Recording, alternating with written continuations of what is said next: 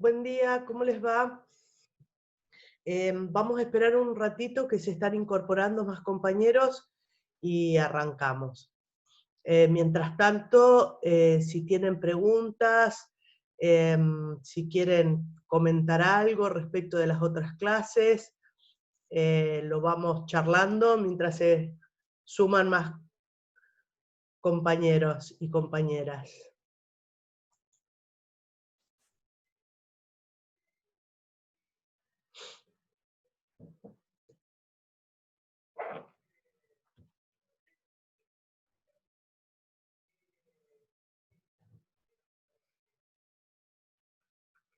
En cuanto termine la clase, les subo el PowerPoint, ¿sí? Porque ahora ya lo terminé de completar, creo que tienen un buen instrumento para trabajar. Ay, no sé, chatear.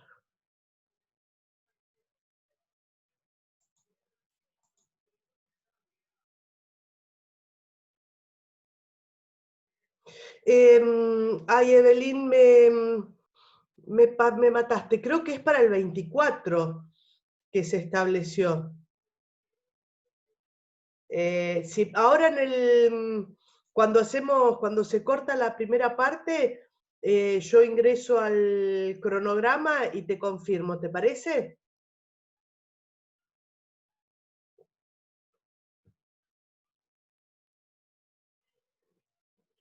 Ahora quisiera que me hagan consultas respecto de la unidad que estamos desarrollando, porque, nada, eso. Uy, perdón, dejé gente afuera.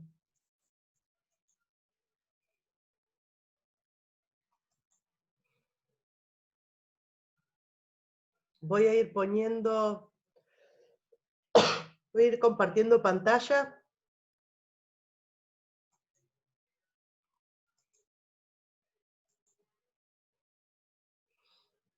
Acá habíamos quedado, ¿no?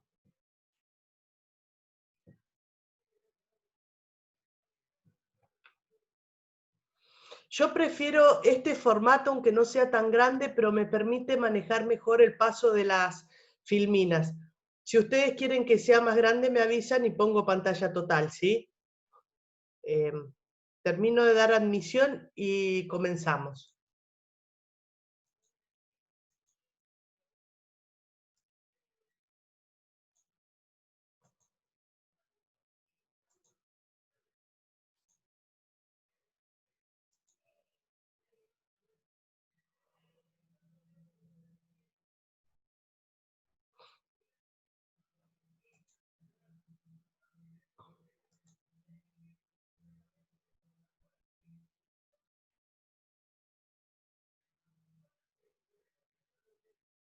Sí, Milena, estoy grabando.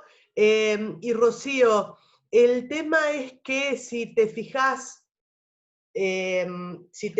bien en y fue lo que cuestionaron los compañeros en la sesión de consejo, el claustro de estudiantes en la sesión del consejo, no está definido los finales para las materias de primer año, las materias muy numerosas. No hay un mecanismo para que podamos tomar, yo no creo que en agosto puedan rendir ustedes. De todas maneras, si se resuelve eso, nosotros pediremos que nuestra mesa esté un poco más adelante, dándoles por lo menos 15 días para estudiar como se hace habitualmente. Lo que nosotros vimos y esto personalmente es una idea principalmente mía, el hecho de pasar todo para después, es que ustedes tomándose el receso para preparar el parcial y también poder revisar para el recuperatorio aquellos que tienen que recuperar el primer parcial, están como más tranquilos respecto de todas las asignaturas que están teniendo, todos los parciales y recuperatorios que están teniendo ahora, y estarían mejor preparados. Lo que les quiero decir es que siempre estamos pensando en qué es lo que ustedes los pondría en mejor situación y mejor condición. Ustedes se imaginan que si estudian a conciencia en estas 2 semanas de receso, luego para el final están, pero ya es solo un repaso y están listos para el final, ¿sí? De todas maneras, si se ve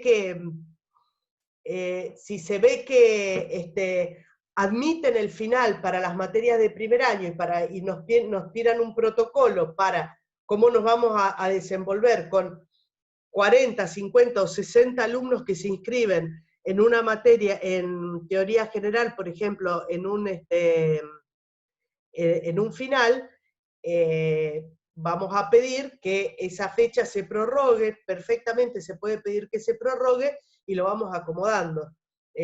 Nuestra intención no es dejarlos sin una mesa o sin rendir en alguna oportunidad, ¿sí? Miro la sala de espera, no tengo, a ver, ¿tengo a alguien en el chat? Sí, nosotros sabemos que hay se amontona mucho cuando termina el cuatrimestre y siempre estamos corriendo atrás de cerrar en tiempo, y entonces todos los parciales y recuperatorios están en la misma semana, y la verdad que en estas primeras materias y en esta transición que les digo que es de una modalidad de estudio que ustedes tenían en el nivel secundario a esta modalidad de estudio, cambia, y entonces es preferible, me parece a mí, darles más tiempo para que ustedes estén más tranquilos. Bien, yo creo que habíamos llegado más o menos hasta acá, hasta el tema, si hablamos de que la argumentación, ya empiezo con la clase, es un proceso, los argumentos tienen un rol, tienen una función, y estos argumentos tienen que tener una corrección. Una corrección desde el punto de vista formal, es decir, desde el punto de vista de su estructura, y también una corrección respecto de los motivos sociales, culturales, motivos de tipo valorativo, sociales, culturales, morales, y también respecto de la ciencia y técnica, ¿sí? Y esto excede de la corrección formal. Ahora vamos a ver un poco cómo se estructuran los razonamientos, ¿sí? ¿Cuál es su forma para que estos razonamientos sean adecuados? Y yo dije que prefería esta forma porque era más fácil pasar. Ahí está. Es así que para analizar la estructura de los argumentos, tenemos que recurrir a la lógica formal, ¿sí? Que ha sido definida como aquella disciplina de la filosofía que tiene por objeto el estudio de los principios y métodos para distinguir o diferenciar razonamientos correctos del incorrecto. La lógica es una ciencia formal. Acá tiene que ver el nombre. Va a atender a la forma del razonamiento. ¿Cuál es la estructura del pensamiento? Lo que tiene que ver con el concepto, juicio y razonamiento, ¿sí? Vamos a tener principalmente, estudia la inferencia mediante la construcción de lenguajes formales, sistemas deductivos y semánticas formales. ¿Qué significa semánticas formales? Significa una semántica que tiene que ver con la estructura, con la forma, y no con el contenido, con la parte de lo que significa o lo que nosotros entendemos por semántica, ¿sí? El razonamiento inductivo, ¿sí? Se utiliza una estructura que se llama silogismo, ¿sí? Tenemos dos formas de razonamiento, el razonamiento inductivo y el razonamiento deductivo. El razonamiento por inducción es ir de lo particular a lo general, ¿sí? El típico razonamiento, yo por ahí lo puse en un ejemplo, en otro, para hablar de la falacia, pero podemos decir, los abogados saben de memoria, Juan es abogado y sabe de memoria las leyes. María es abogada y sabe de memoria las leyes. Pedro es abogado, sabe de memoria las leyes. Por ende, podemos concluir que todos los abogados saben de memoria las leyes. Vamos a ver que tiene algunos problemas este tipo de razonamiento, pero eso significa la inducción. Y la deducción es ir de afirmaciones generales a conclusiones particulares. Hume, no sé si lo puse por ahí más adelante, sí. Vamos a los razonamientos lógicos deductivos propuestos por Aristóteles. Tienen una forma de dos proposiciones, que se llaman premisas, y una tercera proposición, que es la conclusión del razonamiento. Las primeras proposiciones son las premisas, una premisa mayor que contiene la afirmación general o universal, la premisa menor, que es de índole particular, especifica la realidad puntual que estamos constatando con la primera premisa, y finalmente, que es lo que se deduce de ese juego, de ese encastre de la premisa mayor, en lo que dice la premisa menor. Respecto de la inducción, Hume distinguió dos tipos de inducción. Uno por contigüidad y otro por enumeración. Si el contigüidad, podemos decir que si constatamos que luego de A sucede B, podemos concluir que A causa B, y esta es una conexión con el principio de causalidad. ¿Se acuerdan que habíamos visto, o una forma del principio de causalidad que habíamos visto cuando vimos la teoría de las normas? Y por enumeración, que es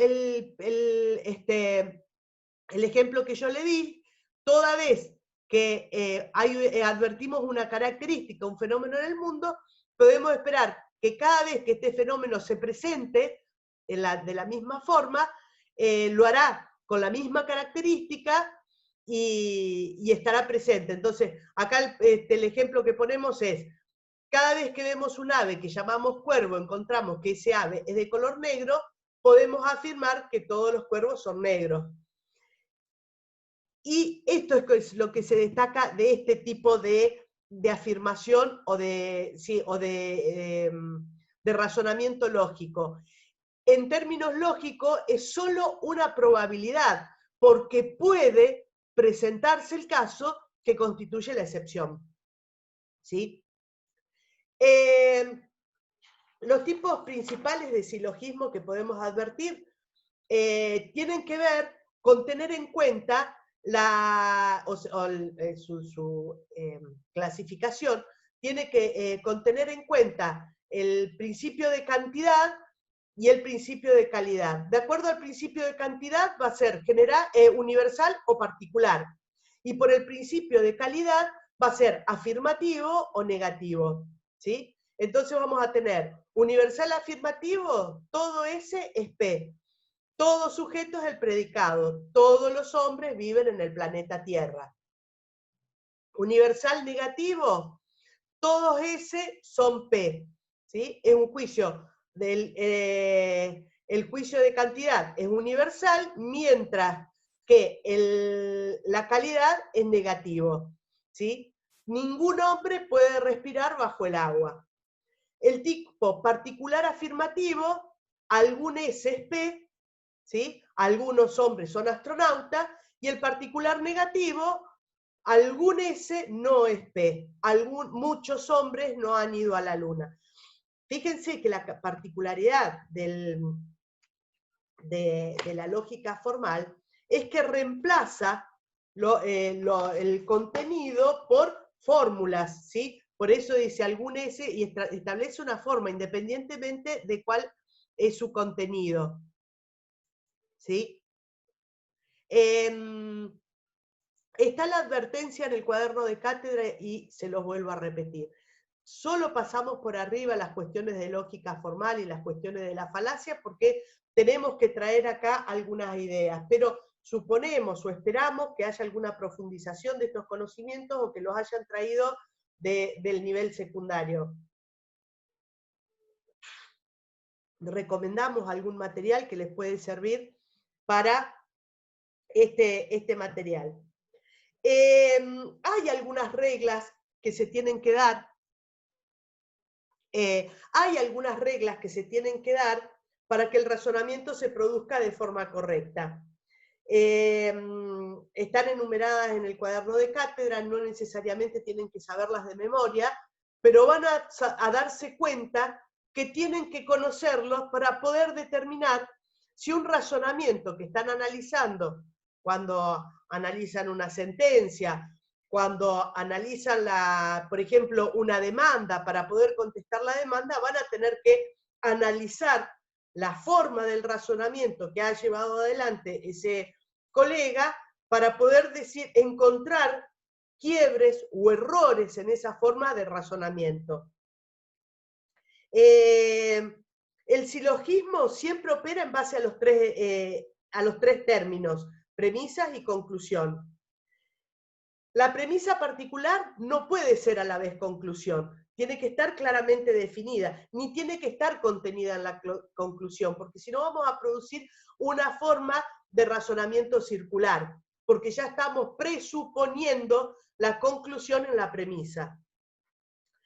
La premisa mayor tiene que ser siempre universal, porque, como les dije, cuando obtenemos el principio, que lo vimos antes, por enumeración, siempre los términos son solo una probabilidad. Entonces, la premisa mayor siempre tiene que ser universal. La conclusión no puede ser más universal que las premisas. Yo no puedo estar hablando de los ciudadanos argentinos para luego obtener una conclusión que diga el ciudadano universal, por ejemplo. ¿Sí? Tengo que partir del ciudadano universal para poder hablar, o para después referirme en una conclusión del ciudadano argentino, por ejemplo. Son todas ideas, no es que estoy afirmando, como esto es vacío de contenido, le estoy tratando de dar algunos ejemplos como para que se hagan una idea. No quiere decir que sea así o que se pueda hablar de ciudadano universal o de ciudadano argentino en referencia a un ciudadano universal. De premisas negativas no se puede obtener una conclusión, no se puede obtener una conclusión negativa. Una conclusión negativa no puede obtenerse de premisas afirmativas. Es más o menos como las operaciones matemáticas, ¿sí? La premisa menor no puede estar en la conclusión, exactamente, Rocío.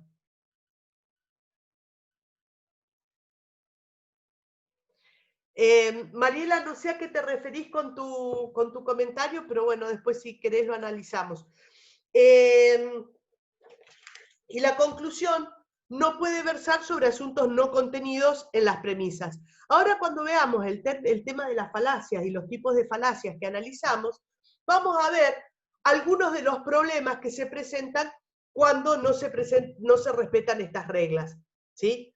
O qué falsas conclusiones se pueden sacar. En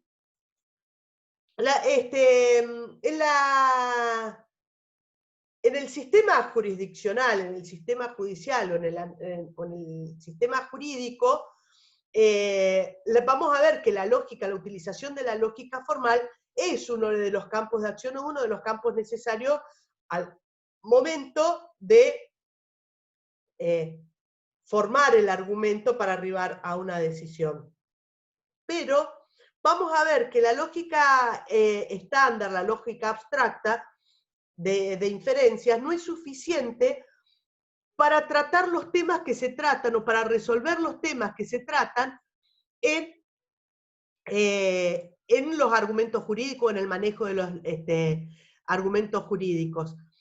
Si bien, o sea, se necesita el carácter formal por una cuestión de seguridad, por una cuestión de certeza, como vamos a ver en las conclusiones, solo nos permiten ver que el razonamiento es correcto, está correctamente hecho, está correctamente estructurado, que no se cae un error. Porque, Rocío, ya lo expliqué, porque si no generamos algún tipo de tautología, ya es una presuposición. Lo vamos a ver cuando veamos las premisas, ¿sí?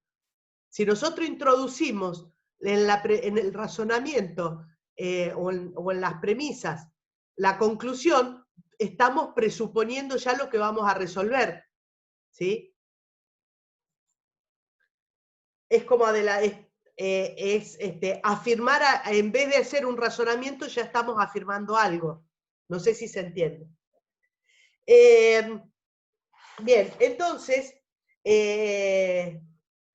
¿por qué? Y vamos a analizar un poco cuáles son los tipos de razonamientos del silogismo judicial, pero haciendo la advertencia esto de que, haciendo de que el silogismo judicial se centra en el resultado antes que en o sea, en un razonamiento, las condiciones que tiene que tener un razonamiento para considerarse válido, vacío del contenido, de las consecuencias que puede tener ese razonamiento o esa conclusión, ¿sí? Así, los tipos de argumentos que se utilizan o el tipo de silogismo general que se aplica en los argumentos jurídicos es el subsuntivo. Ustedes van a escuchar mucho que se habla de la subsunción en la aplicación de una norma o la aplicación del derecho. La subsunción es tomar algo como un caso particular que se somete a un principio general o como un componente de un grupo más amplio. Decimos, al que matan le corresponden de 8 a 25 años. Subsumo, ¿sí?, la acción de este individuo que le quitó la vida a otra persona, ergo concluyo que le corresponde, que tengo que aplicarlo de 8 a 25 años. ¿Se entiende? Tiene la forma de un modus ponens, ¿sí? El modus ponens es el modo que permite pasar de dos conclusiones a... ¿Qué es lo que no entendiste, Camila? La subsunción significa partir de una premisa general, partir de una premisa general, tomar un caso particular, someterlo a un principio general, por eso es subsunción, ¿sí?, y obtener una conclusión. La premisa general, ¿cuál es en nuestro caso? La ley, ¿sí?, la conducta prevista en la ley. Y el caso particular, ¿cuál es? Este que queremos juzgar. Juan, que le quitó la vida a Pedro. Ergo, voy a concluir que a Juan le corresponden de 8 a 25 años, como dice la ley, ¿sí? Por eso tiene la forma de un modus ponens, permite pasar de dos premisas a una conclusión. Si se dan las circunstancias X, entonces debe ser la consecuencia jurídica S, ¿sí? Se dan las circunstancias X, o sea, el caso se subsume dentro del supuesto de hecho de la norma, por lo tanto debe ser la consecuencia jurídica S. ¿Se entiende ahora?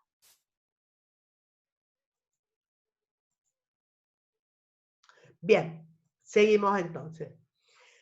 Pero en relación a los problemas normativos, vamos a ver que tenemos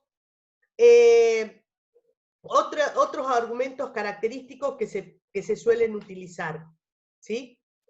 El argumento contrario sensu, y lo van a escuchar pilas de veces, ¿no? Porque usted está utilizando el argumento contrario sensu, es decir, el sentido contrario, ¿sí? Un ejemplo, el tema es que en el argumento contrario sensu no podemos saber si otros supuestos que no están regulados tampoco están contenidos en esa situación.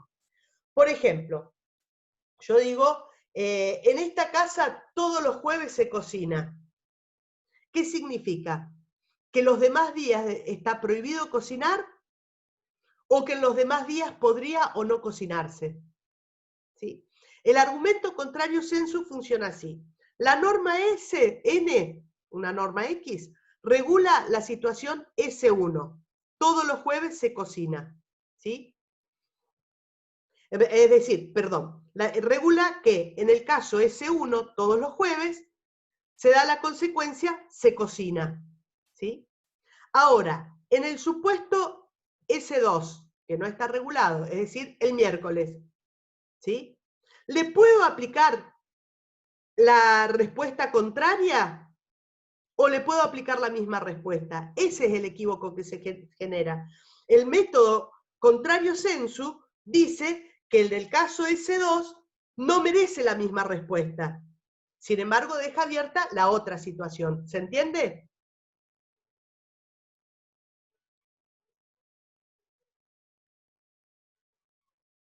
El principio a pari, que es el otro, o por analogía, que también es muy aplicado, y van a escuchar que dicen, va aplicando la ley por analogía, y era uno de los principios propuestos por la escuela del exégesis. La escuela del exégesis decía que cuando un caso no estaba regulado, no era claro en la ley, había que ir a la intención del legislador, y si no se podía obtener la intención del legislador, teníamos que ir a la voluntad presunta del legislador. Y la voluntad presunta del legislador, ¿cómo se resolvía? Por analogía. Sí, en el caso A, el legislador dijo que correspondía tal consecuencia jurídica, en el caso B, que es análogo al caso A, debo aplicarle la misma respuesta. Por ejemplo, y esto es un ejemplo totalmente inventado, no lo dice la ley ni nada. Y se me está ocurriendo en este momento. La ley penal pone un agravante al robo a los elementos de labranza, ¿sí? Y no dice nada cuando le roban las herramientas de trabajo en el taller al herrero, ¿sí? Entonces, se podría argumentar, por analogía, que como el legislador le estaba aplicando un agravante especial al caso de que se roben los elementos de trabajo, podemos decir que las herramientas del herrero son elementos de trabajo y por ende le corresponde la misma agravación de la pena. ¿Sí? Perdón, me fui. Por último, el argumento a fortiori, perdón, me faltan dos. El argumento a fortiori quiere decir con mayor motivo, ¿sí? Que puede ser, ahora lo vemos, de mayor a menor o de menor a mayor. Y es uno de los principios generales. Por ejemplo, un principio general dice, el que puede lo más, puede lo menos. Ese es de mayor a menor. Y que no lleva soluciones correctas siempre. Por ejemplo, aplicar un principio de mayor a menor es que me pare el inspector de tránsito y yo esté manejando una moto y le diga, le muestro el carnet de conductor, que tengo el carnet de conductor tipo A que me permite conducir automotores. Y me dice, no, pero usted no tiene el permiso para conducir motos. Pero el automotor es más grande, por ende, es más complejo, por ende puedo manejar una moto que es menor. Y no necesariamente es así, porque, por ejemplo, para manejar una moto, tengo que tener otras habilidades como equilibrio, como poder pasar los cambios de diferente manera, como controlar el tránsito de distinta manera, que no se requieren en la conducción del vehículo. ¿Sí? Y ir de menor a mayor significa, por ejemplo, que si el que roba es condenado, con mayor razón tiene que ser condenado el que mata. Es decir, si una situación menos grave tiene una pena, a una situación más grave, aunque no esté regulada, debo suponer, o debo concluir, mejor dicho, debo concluir que también debe ser castigado. ¿Sí? Ojo, que todos estos ejemplos son para explicarles los argumentos, los tipos de argumentos. No le estoy explicando que la situación se aplique en la situación particular. Por eso les digo que la lógica tiene precisamente la característica de que está vacía de contenido. Pasa que les quiero dar un contenido como para que les resulte más fácil. Y la demostración por reducción al absurdo es demostrar que pues, que una proposición verdadera, si no lo fuera, conduciría a una contradicción. Por ejemplo, decir que sí, en el caso que les expliqué anterior, decir que si no se condena al que mata, ¿sí? Iría, el que mata debe ser condenado porque es un delito mayor que robar. Si no se condena, conduciría al absurdo de que quede indemne sacar el mayor, bien que puede tener una persona, que es la vida. ¿Sí? ¿Se entendió más o menos esto de los silogismos que aplica, los tipos de argumentos que aplica el sistema jurídico? Así me tomo un mate mientras para pasar. Se está agotando el tiempo, me parece, quedan 9 minutos. Saben que cuando termina, 5 minutos y continuamos, ¿sí?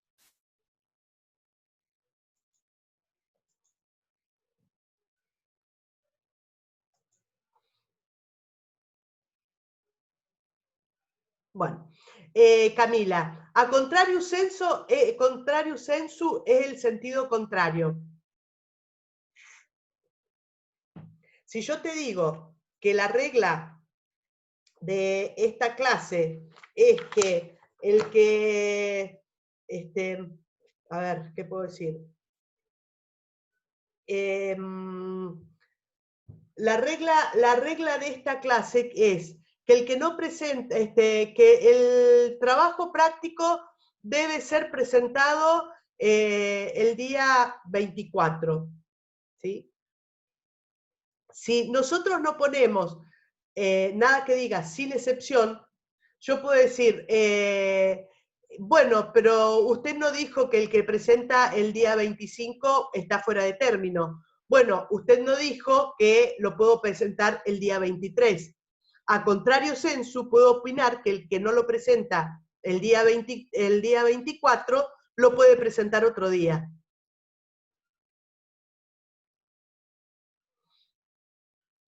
¿Se entendió, Camila?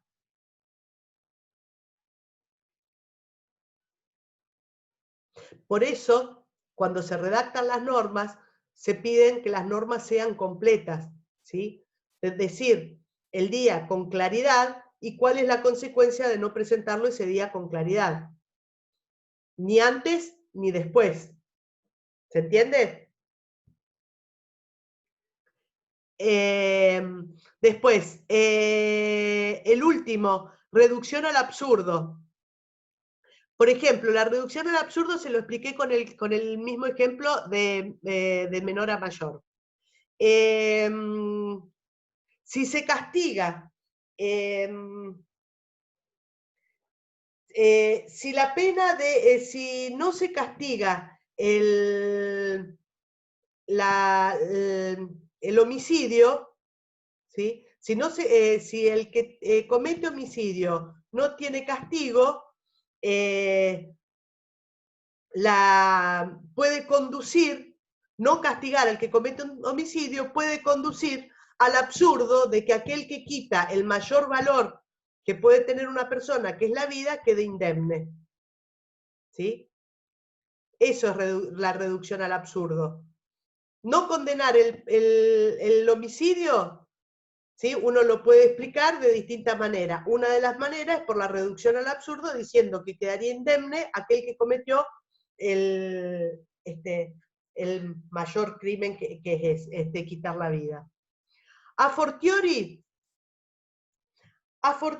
significa con mayor motivo, con mayor razón. Entonces, tiene dos formas que se puede presentar, de mayor a menor, a menor o de menor a mayor.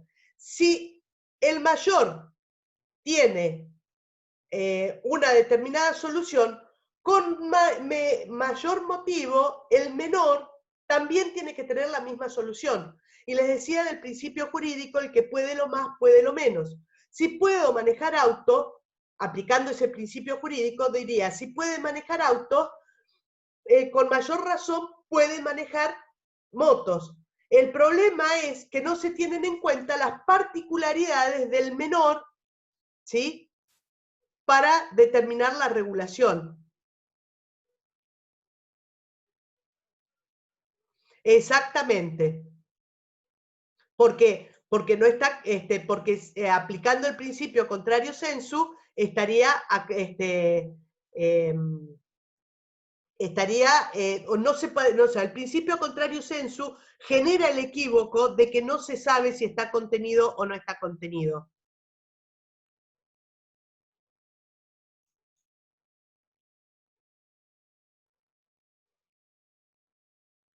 Y fortiori, de menor a mayor, ocurre más o menos lo mismo. ¿Sí?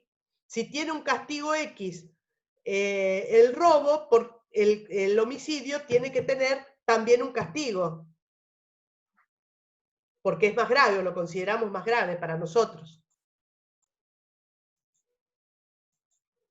Bien, pero también lo que hay que tener presente cuando...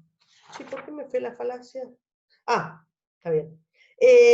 Lo que hay que tener presente que todo procedimiento, todo proceso de argumentación, cuando tengo la estructura del pensamiento, del razonamiento bien armada, tengo que tener en cuenta que está dirigido a alguien. ¿Se acuerda que dijimos cuando empezamos la unidad que la argumentación era un proceso dialógico, era un proceso que significa un otro enfrente, ¿sí?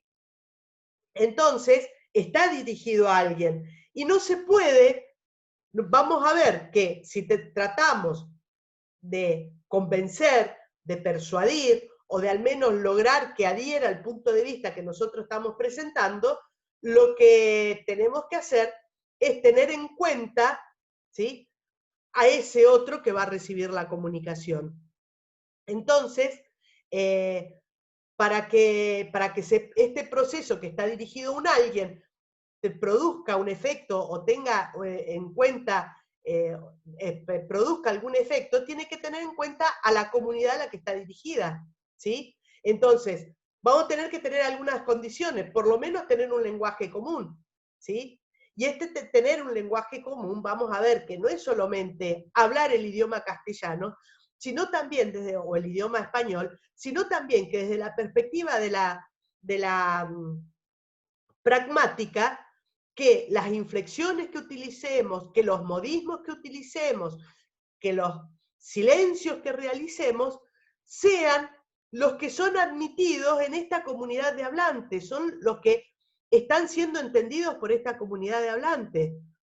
Si yo le digo a mi mamá o a una generación de personas mayores, le hago una afirmación y después le digo, no me va a entender, no va a saber que le estoy diciendo en broma, no va a entender que me estoy riendo de eso que estoy diciendo, porque esa es una técnica de comunicación que corresponde a una comunidad de hablantes que participa principalmente de las redes y que pertenece a una generación mucho más joven, ¿sí? Entonces, si yo, para hacer esta comunicación, ¿sí?, lo primero que tengo que tener en cuenta es compartir el lenguaje, compartir esos elementos y esas expresiones del lenguaje, ¿sí? Tengo que también tener en cuenta el interlocutor, que el interlocutor, es decir, ustedes, ¿sí?, estén interesados por lo que yo digo. ¿Cuántas veces pasa, y piensen ustedes en las clases presenciales, en que parte de la clase está pensando en otra cosa, está haciendo dibujos sin escuchar o está chateando con el celular, ¿sí? Yo tengo que darle un valor al interlocutor, y si estoy viendo que parte del auditorio está disperso o no tiene ganas, tengo que generar de alguna manera un parate, alguna acción, algo que haga que de nuevo vuelvan esos interlocutores al escenario en que yo estoy. Y aceptar el interés del interlocutor, por último, significa que se van a admitir sus puntos de vista. No tiene ningún sentido, y ustedes ven que generamos algún modo de aceptar los puntos de vista cuando les digo, ustedes en el chat comparten conmigo, ¿sí? Cuando yo les digo, por ejemplo,